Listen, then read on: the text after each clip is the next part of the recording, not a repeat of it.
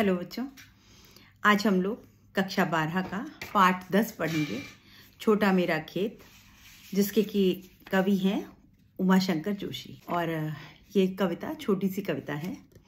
कविता पढ़ने से पहले उमाशंकर जोशी जी का परिचय देखते हैं। गुजराती कविता के सशक्त हस्ताक्षर उमाशंकर जोशी का जन्म 1911 ईस्वी में गुजरात में हुआ था।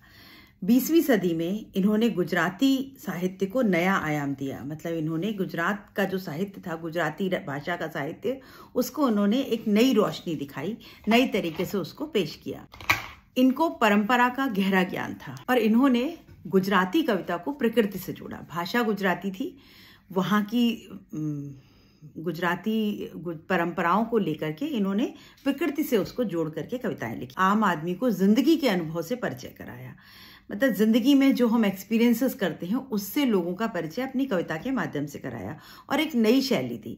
इन्होंने भारत की आज़ादी की लड़ाई में भाग लिया तथा जेल भी गए। अच्छा, ये कवि भी स्वतंत्रता संग्राम में इन्होंने भाग लिया और ये जेल भी गए। इनका देहावसान सन 1988 में हुआ। 1988 में इनकी मृत्यु हो गई। इन्होंने बहुत सी रचनाएं लिखी जो बहुत प्रसिद्ध रही और इन्होंने अभिज्ञान शाकुंतलम और उत्तर रामचरित का गुजराती में अनुवाद भी किया। मतलब इन्होंने कुछ मुख्य पुस्तकों की महाकाव्य का इन्होंने गुजराती भाषा में अनुवाद किया। भाषा इनकी बहुत ही सरल भाषा में लिखते थे ये, और इन्होंने सौंदर्य और प्रकृति को अपनी कलम दी। मतलब प्रकृति चित्रण बहुत सुंदर करते। तो अभी हम यहाँ कविता का सार पढ़ लेते हैं। कविता बहुत छोटी सी है, छोटे छोटे वाक्यों की कविता है। इस कविता में कवि ने खेती के रूप में कवि कर्म को हर चरण को बांधने की कोशिश की है। कवि ने खेती के रूप में कवि कर्म को के हर चरण को बांधने की कोशिश करी है। जैसे कविता बच्चों बनती है तो कैसे बनती है कविता? अगर कोई कवि कविता लिखता है तो कैसे लिखता होगा? कोई ख्याल उसके दिमाग में आता है, उसके बाद फिर वो उसके बारे में कुछ सोचता है, उसमें वो क्या बताना चाहता है वो सोचता है, तब वो कहीं कागज कलम के माध्यम से कुछ लिखता है। फिर वो गाने योग्य कविता हो जाती है और जब पाठक पढ़ते हैं तो वो उनको आनंद आ जाता है। तो कवि कर्म जो है, कवि का जो कर्म है, वो किसान से उसकी तुलना करिए कि जिस प्रकार एक किसान अपने खेत में बीज बोता है और लहलहाती फसल उग जाती है, वैसे ही कवि का एक कर्म है। तो ये उन्होंने कोशिश करी है। कवि को कागज का पन्ना एक चौकोर खेत की तरह लगता है। मतलब कवि के लिए उसका खेत क्या है? वो चौकोर पन्ना जिस पर वो लिखता है, पेज। इस खेत में किसी अंधड़ अर्थात भावनात्मक आंधी के प्रभाव से किसी क्षण एक बीज बोया जाता है। आंधी चल रही है, आंधी किसकी है? भावनाओं की आंधी चली और एक बीज जो है वो बो गया। किसी विषय का एक बीज बो दिया गया। यह बीज रचना, विचार और अभिव्यक्ति का हो सकता है। बीज किसका हो सकता है?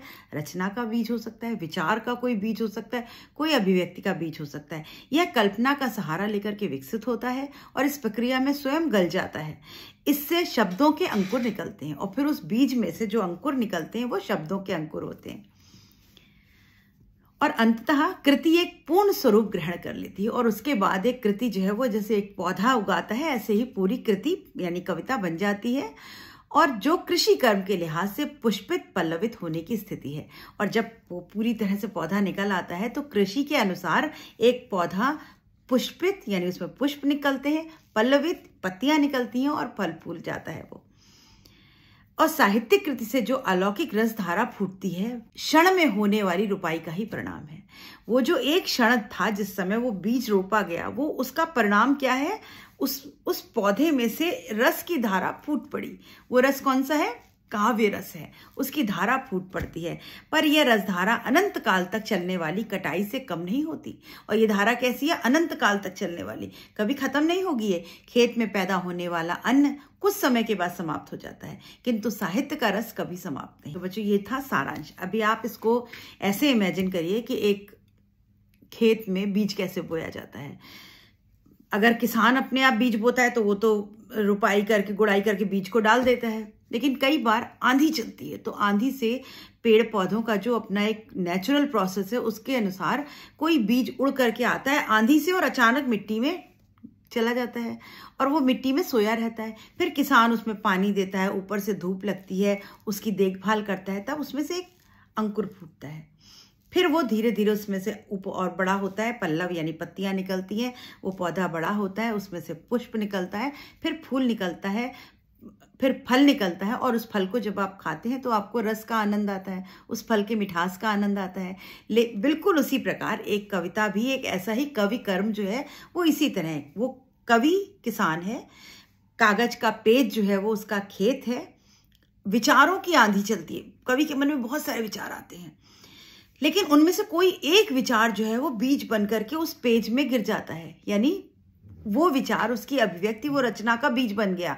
और जब वो उसमें कवि उसको अपने शब्दों से, अपनी भावनाओं से, अभिव्यक्ति से सींचता है, तब उसमें से एक पौधा निकलता है। वो पौधा किसका, वो पत्ते निकलते हैं, वो किसके होते हैं, शब्दों के। फिर शब्दों के पत्तों से बढ़ते बढ़ते वो पौधा बड़ा हो जाता है, और उसमें जो फल निकलता है उसका रस वो अंतहीन है, यानी कविता जो है उसका रस अंतहीन, यानी उसका कोई समय नहीं है, उसका रस कभी खत्म नहीं होगा, ना तो वो कभी मुरझाएगी कविता। जो कविता रामचरितमानस तुलसीदास जी द्वारा लिखी हुई, कितनी पुरानी लिखी है, तब जो आनंद आता था, आज भी आप उसको जितनी बार पढ़ेंगे आपको उतनी बार आनंद आएगा। ये कविता की खूबी है कि आप उसको जितनी बार भी पढ़ते हैं आपको उतना आनंद आता है। तो यही कवि कर्म है, जो कि एक किसान की तरह है, और छोटा मेरा खेत, यानी वो जो कागज, जो पेज जिसपे कवि लिख रहा है, वो उसका खेत है। पंक्ति देखिए, छोटा मेरा खेत चौकोना, कागज का एक पन्ना, कोई अंधड़ कहीं से आया, क्षण का बीज वहां बोया गया, कल्पना के रसायनों को पी, बीज गल गया निःशेष, शब्द के अंकुर फूटे, पल्लव पुष्पों से नमित हुआ विशेष। अब यहाँ पर क्या है बच्चों, चौकोना खेत, चौकोना मतलब चौकोर, स्क्वायर, ये एक खेत है, यानी कागज, उसका कागज का एक पन्ना। कवि कह रहा है कि मेरा वो जो कागज का पन्ना है वो एक छोटा सा मेरा चौकोर खेत है, कोई अंधड़ कहीं से आया, अंधड़ विचारों की आंधी चली, विचार मेरे बराबर मेरे दिमाग में विचार आ रहे हैं, अचानक कोई विचार आया, और कोई क्षण था जिस समय वो एक बीज, यानी विचार का कोई एक विचार जो था उस कागज में चला गया कि आज मैं इसके ऊपर कविता लिखूंगा। क्षण का बीज वहां बोया गया, एक क्षण में वो बीज वहां बो दिया गया। कल्पना के रसायन पी, जैसे रसायन यानी खाद डाली जाती है, तो रसायन डाला, वो कौन सा रसायन था, कल्पना का। अब कवि ने अपनी इमेजिनेशन का, अपनी कल्पना का खाद उसमें डाली। जब खाद डली तो बीज जो है वो मिट्टी में अंदर गल जाता है, और गलने के बाद निःशेष मतलब उसमें कुछ बचता नहीं, निःशेष मतलब पूरी तरह, जब बीज पूरी तरह गल जाता है तब उसमें से छोटा सा अंकुर फूलता है। कभी आपने पौधा जिसमें अंकुर निकला उसको अगर खोद के देखें तो अंदर बीज नहीं होता बच्चों, बीज खत्म हो चुका होता है, और वो उसमें से एक अंकुर आ जाता है। तो अभी बीज जो है वो गल गया निःशेष, अब उसका कुछ शेष नहीं बचा, और वो गल गया, और किससे, कल्पना के रसायन से, और शब्द के अंकुर फूटे। अब वो जो अंकुर है वो किसके हैं, शब्दों का अंकुर फूट पड़ा। पल्लव पुष्पों से नमित हुआ विशेष, और जब वो बड़ा हुआ तो वो कैसा हो गया, नमित, नमित मतलब झुका हुआ, नम गया, झुक गया। वो किससे झुक गया, पल्लवों यानी पत्तों से, पुष्पों यानी फूलों से। जब पेड़ में फूल और पौधे, फूल और पत्तियां लग जाती हैं, फल लग जाते हैं, तो पेड़ भार से झुक जाता है। तो अब वो झुक गया है, और नमित हुआ विशेष मतलब अब वो एक विशेष रूप से खास तौर पर वो झुका हुआ है। क्यों, क्योंकि अब उसमें बहुत सारी पत्तियां निकल आई हैं, बहुत सारे उसमें पुष्प निकल आए हैं, फल निकल आए हैं। व्याख्या, इसकी प्रसंग अगर आप लिखेंगे तो क्या लिखेंगे बच्चों, प्रस्तुत काव्यांश हमारी पाठ्यपुस्तक आरोह भाग 2 में संकलित कविता छोटा मेरा खेत से उद्धृत है। इसके रचयिता गुजराती कवि उमाशंकर जोशी हैं। इस अंश में कवि ने खेत के माध्यम से कवि कर्म का सुंदर चित्रण किया। यह आप प्रसंग लिखेंगे।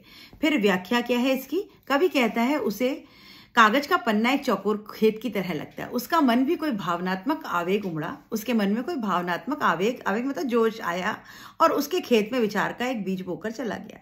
वह विचार का बीज कल्पना की सहायक पदार्थों को पी गया, और इन पदार्थों से कवि का अहम समाप्त हो गया।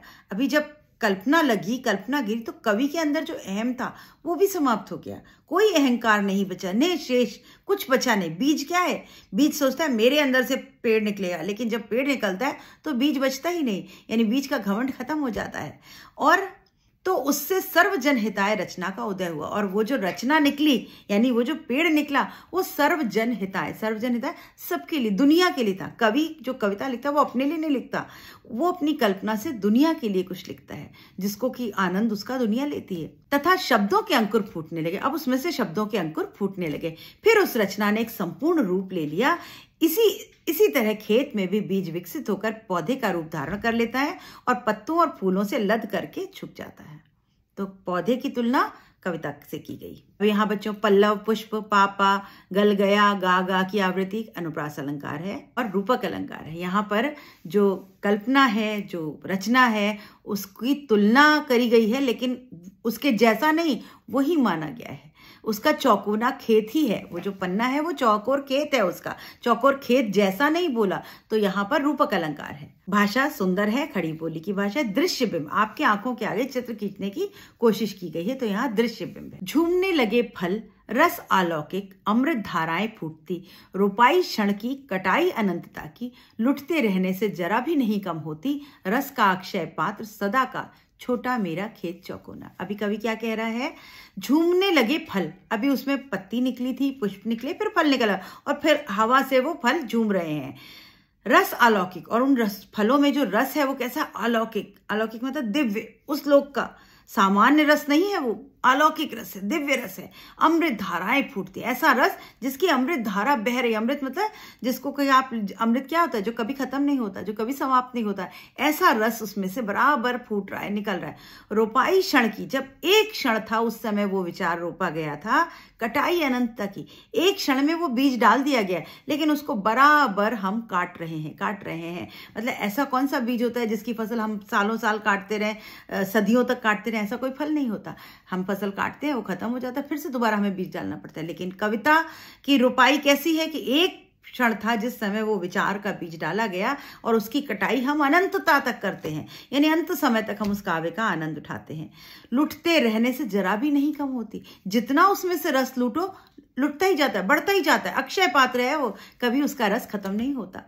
रस का अक्षय पात्र सदा का, और वो कैसा है? रस का अक्षय पात्र है। अक्षय पात्र जिसमें से कभी रस, आपने वाटर ऑफ इंडिया देखा होगा ना, जादूगर दिखाते हैं, फिर पानी डाला वाटर ऑफ इंडिया, फिर रख दिया, फिर थोड़ी देर बाद पानी डाला, पानी कभी खत्म नहीं होता। वैसे ही अक्षय पात्र, जो ईश्वर का अक्षय पात्र है, जिसका रस कभी समाप्त नहीं होता, उसकी तरह वो काव्य कर्म है कि उस कविता का रस कभी खत्म नहीं होगा। अक्षय पात्र है वो, छोटा मेरा खेत चौकोना, और मेरा वो जो छोटा सा चौकोर खेत है वो अक्षय पात्र, उसका रस कभी समाप्त नहीं होता। और ये सच है कि कोई भी कविता किसी भी काल में लिखी गई हो, कितने सदियों पहले लिखी गई हो, उसके पढ़ने का आनंद पाठक सदियों तक उठाता है और वो कभी समाप्त नहीं होता। इसकी व्याख्या देखें। कवि आगे कहता है कि जब पन्ने रूपी खेत में कविता रूपी फल झूमने लगा तो उससे उद्धृत रस की अनेक धाराएं फूट पड़ती हैं जो अमृत के समान लगती हैं। यह रचना पल भर में रची थी, परंतु उससे फल अनंत काल तक मिलता रहता है। कवि इस रस को जितना लुटाता है उतना ही बढ़ता जाता है। कविता के रस का पात्र कभी समाप्त नहीं होता। कवि कहता है उसका कविता रूपी खेत छोटा है, छोटा सा है, उसमें रस कभी समाप्त नहीं होता। छोटा सा खेत था यानी कागज, और उसमें लिखी हुई रचना यानी वो उसका कवि कर्म, वो उसका रस कभी समाप्त नहीं होगा। यानी कविता का आनंद शाश्वत है, हमेशा का, चिरकाल तक चलता है। रूपक अलंकार है। यहाँ जो बच्चों फलों का रस की बात की गई, रस अलौकिक, यहाँ पर एक रस में कई अर्थ चिपके हुए हैं। एक रस जो फल से निकलने वाला रस होता है, एक रस जो काव्य का रस होता है, जो हम पढ़ के कविता का आनंद लेते हैं। तो यहाँ श्लेष अलंकार है। तो बच्चों ये है छोटी सी कविता, लेकिन बहुत सुंदर कविता है। अभी यहाँ हमें ये संदेश देना चाहता है कि जो भी खेत में उगता है उसका रस, उसका आनंद थोड़े समय बाद समाप्त हो जाता है, लेकिन काव्य धर्म यानी साहित्य जो है वो ऐसा होता है जिसका रस, जिसका आनंद आप चिरकाल तक ले सकते हैं, बहुत लंबे समय तक ले सकते हैं। वो रस कभी समाप्त नहीं होता। बच्चों मिलते हैं इसके प्रश्नोत्तर के साथ अगले वीडियो में।